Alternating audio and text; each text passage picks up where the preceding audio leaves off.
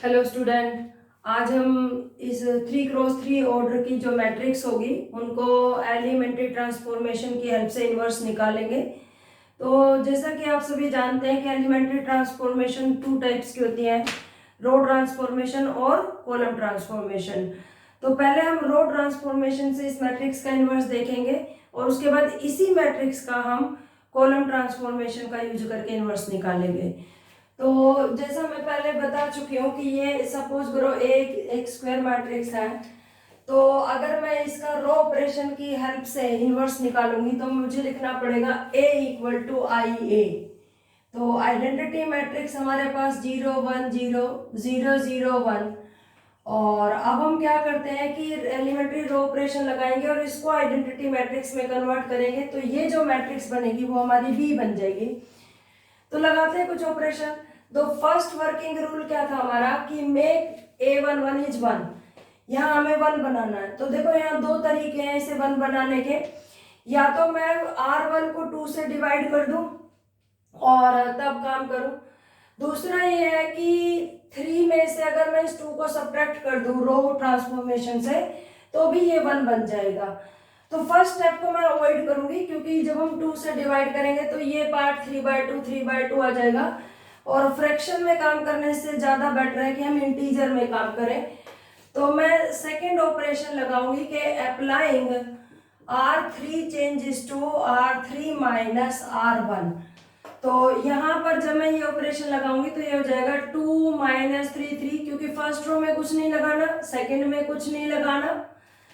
3 minus 2 1, minus 2 plus 3 हो जाएगा तो 1 हो जाएगा। 2 माइनस 3 माइनस 1, राइट। और 1 0 0 0 1 0 और ये हो जाएगा 0 माइनस 1 माइनस 1 0 1। दिस इज ए। तो अब देखेंगे हमारा यहाँ 1 बन चुका है, बट हमें तो A11 को 1 बनाना था। तो मैं इंटरचेंजिंग कर दूंगी क्या, R1 इंटरचेंजेस टू R3। तो जैसा ही मैंने ये इंटरचेंज किया तो ये क्या बन जाएगा मेरे पास 1 1 माइनस 1। और जो R1 है वो मेरा R3 बन जाएगा। तो R2 मैं एज इट इज लिखूंगी और R3 यहाँ चला जाएगा। दिस बिकम्स, ये क्या आ जाएगा मेरे पास minus 1 0 1 0 1 0 1 0 0 and this is a, right. अब इस 1 की हेल्प से ये A1 1 बन चुका होता है तो हम इस पूरे कॉलम को 0 करते हैं। तो R2 changes to R2 minus 2R1। अगर इसे 2 से मल्टीप्लाई करके सब्ट्रैक्ट कर दे तो, एंड इसमें भी 2 से मल्टीप्लाई करके सब्ट्रैक्ट करेंगे तो R3 changes to R3 minus 2R1। After that आप देखेंगे फर्स्ट रो में कोई ऑपरेशन नहीं करना है तो first row as it is रखेंगे। सेकेंड रो में इसे 2 से मल्टीप्लाई करके सब्ट्रैक्ट करेंगे। देखो 2 माइनस 2 0, 2 माइनस 2 0, और जब इसे 2 से मल्टीप्लाई करो तो माइनस 2 और माइनस करेंगे तो प्लस, तो 5 आ जाएगा। 2 माइनस 2 0, माइनस 3 माइनस 2 माइनस 5 3, और ये प्लस 2 हो जाएगा क्योंकि माइनस 2 मल्टीप्लाई होगा तो 3 plus 2 5। Got it. This is equal to, यहाँ पर क्या आ जाएगा मेरे पास, फर्स्ट रो में नो चेंज तो माइनस 1 0 1। सेकेंड रो को 2 से, इसको 2 से मल्टीप्लाई करके सब्ट्रैक्ट करेंगे तो 2 1 जा 2 0 प्लस 2 हो जाएगा, ये 1 ही रहेगा और यहाँ पर 2 सब्ट्रैक्ट हो जाएगा। R3 में भी फिर से यही होगा तो ये क्या हो जाएगा 1 प्लस 2 3, और ये 0 ही रहेगा, यहाँ पर क्या हो जाएगा माइनस 2 और ये ए। अब देखो हमारा फर्स्ट कॉलम रेडी है। अब हमारा सेकंड टारगेट क्या है कि यहाँ हमारा 1 होना चाहिए था, लेकिन यहाँ हमारा 0 आया है। तो मैं इसे 1 कैसे बनाऊंगी कि पहले मैं R3 को -5 से डिवाइड कर देती हूँ। जब मैं -5 से इसे डिवाइड करूंगी तो ये मेरा 1 मतलब है ना 1 हो जाएगा और मैं फिर रो को इंटरचेंज कर दूंगी।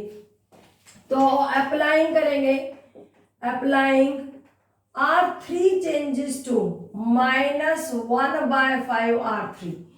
ठीक है, तो ये क्या हो जाएगा मेरे पास 1 1 -1 0 0 5, और इसे डिवाइड करेंगे तो 0 1 -1। यहां पर भी वही करेंगे लेकिन first row as it is रहेगी हमारी। 1 -2 और ये हो जाएगा -3/5 0 2/5 और यहाँ पर a आ जाएगा। Got it. अब देखो ये 1 जो है यहाँ ले लेते हैं हमारा, तो R2 इंटरचेंजेस टू R3, तो जैसे ही मैंने R2 को R3 से इंटरचेंज किया 1 1 -1 0 1 -1 0 0 5, ठीक। और यहाँ पर भी वही चेंज करेंगे तो -1 0 1 -3/5 0 2/5 2 1 -2 इंटू a। ओके, अब यहाँ 1 हो चुका है। इस 1 की हेल्प से हम ऊपर वाले रो में इस 1 को 0 करते हैं और यहाँ 0 ऑटोमेटिकली है, तो इसका मतलब इस 1 से सिर्फ इस 1 को 0 करना है, तो R1 changes to R1 minus R2, right. तो यहाँ पर हमारे पास देखो क्या आ जाएगा, जैसे ही मैं ये चेंज करूंगी तो ये आएगा 1 1 -1 0 1 सॉरी सब्ट्रैक्ट करिएगा 1 -1 0 और यहाँ जब सब्ट्रैक्ट करेंगे तो ये भी 0 हो जाएगा 1 -1 0 0 5। This is equal to R1 minus R2 करेंगे तो ये हो जाएगा -1 + 3/5 -1 + 3/5 बिकम्स -2/5 0 -0 0 और 1 - 2/5 दैट इज 3/5 और यहाँ -3/5 0 2/5 2 1 -2 क्योंकि R3 में कोई चेंज नहीं करना था। अब नेक्स्ट क्या होता है कि इसको 1 बनाते हैं हम, आइडेंटिटी मैट्रिक्स में यहाँ पर 1 होता है तो यहाँ 1 बनाएंगे, तो R3 changes to R3 into 1/5 क्योंकि और कोई तरीका है नहीं, मैंने बताया था ऊपर वाली रो की हम कभी भी हेल्प नहीं लेंगे, तो यहाँ पर इसे बस 5 से डिवाइड करेंगे, तो जैसे ही मैंने 5 से डिवाइड किया 1 0 0 0 1 -1 0 0 1 और यहाँ पर क्या आ जाएगा मेरे पास R1 में नो चेंज तो -2/5 0 3/5 -3/5 0 2/5, इसे डिवाइड करेंगे तो 2/5 1/5 -2/5 इंटू a। Got it. अब लास्ट स्टेप रह गया कि इस 1 की हेल्प से ऊपर के दोनों एलिमेंट को 0 करना था, लेकिन ये ऑलरेडी 0 है तो इसे 0 करेंगे। नाउ R2 चेंजेस टू, तो R2 प्लस R3, अगर मैं R2 में R3 ऐड कर दूंगी तो देखो ये 0 एज इट इज रह जाएगा, ये 1 एज इट इज रह जाएगा और ये वाला पार्ट 0 हो जाएगा। तो this is my last step. तो पता नहीं दिखाई देगा या नहीं दिखाई देगा, मैं यहाँ पर ही सिखा देती हूँ इसको, तो चलो नहीं देखते हैं, कोशिश करते हैं। 1 0 0 0 1 0 0 0 1 दिस इज इक्वल टू, अब यहाँ पर करेंगे R1 में नो चेंज, तो इस ऑपरेशन को मैं इधर लिख देती हूँ, R2 changes to R2 plus R3 कर रहे हैं हम, तो -2/5 एज इट इज रहेगा 0 3/5। R2 में चेंज करना है कि R2 और R3 को ऐड करना है, तो जब हम इन्हें ऐड करेंगे तो ये आएगा -1/5 और ये ऐड करेंगे तो 1/5 और ये 0 हो जाएगा हमारे पास 2/5 1/5 -2/5 a। अब आप देख रहे हैं कि यहाँ हमारी आइडेंटिटी मैट्रिक्स आ गई है, identity into this matrix into a। तो हमें पता है कि अगर हमारे पास आइडेंटिटी कैसा this is equal to b, अगर मैं इसका नाम रख दूं तो b is the inverse of a, तो ये मैट्रिक्स मेरी a मैट्रिक्स का इनवर्स होगी। आई थिंक बच्चों क्लियर हो गया होगा, ठीक है। आप देखो मैं एक बार रिपीट कर रही हूँ, ये हमारी मैट्रिक्स थी, अगर हम रो ट्रांसफॉर्मेशन लगाएंगे तो आइडेंटिटी इनटू a लिखेंगे, फिर मेरा काम क्या होता है कि इसको आइडेंटिटी बनाना होता है, तो आइडेंटिटी के लिए यहाँ 1 होना चाहिए बट यहाँ 2 है, तो 2 तरीके मैं बता चुकी थी, तो मैंने कौन सा अप्लाई किया R3 माइनस R1, इसमें से जब मैंने इसे सब्ट्रैक्ट किया तो R3 ये आ गई। अब मैंने इंटरचेंज कर दिया इस 1 और 2 को, तो मतलब R1 R3 में इंटरचेंज कर दिया, after interchanging we got this matrix. अब इस 1 की हेल्प से हमने इन दोनों एलिमेंट को 0 किया, तो हमने ये ऑपरेशन लगाया, ये दोनों पार्ट 0 हो गए, तो एक कॉलम मेरा आइडेंटिटी का रेडी है। लेकिन अब दूसरी क्या है दिक्कत कि यहाँ उसके बाद 1 बनाते हैं हम, लेकिन यहाँ 0 है, तो मैंने क्या किया, देखो अभी 1 तो यहाँ भी है, लेकिन अगर हमने इंटरचेंज किया तो ये 1 यहाँ आ जाएगा और ये मेरा काम खराब हो जाएगा।